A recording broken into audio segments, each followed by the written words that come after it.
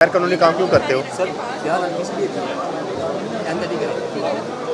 नहीं, पिछले पिछले जो किया वो उस पर तो पर्चा बनता है आप पे, वो पर्चा हो गया उसकी जगह जमानत हो गई है।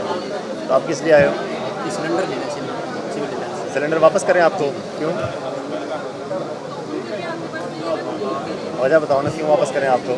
सर अब सी बंद का काम गरीब लोग नहीं, इसलिए तो देना। आप हमारा काम करेंगे इसलिए आप तो ये सर, आप ये कह रहे हो कि बयान अल्फी देने से ना आपकी जान मतलब जान छूट गई? सर बयान आदमी का मकसद नहीं है गरीब पीढ़ी की नहीं करनी है, लेकिन वहाँ दिखाते रहते हैं सिर्फ बयान नहीं करूँगा, सिर्फ सी बंद कर रहा हूँ।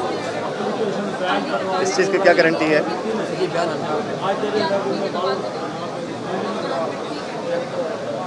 मकसद नहीं है।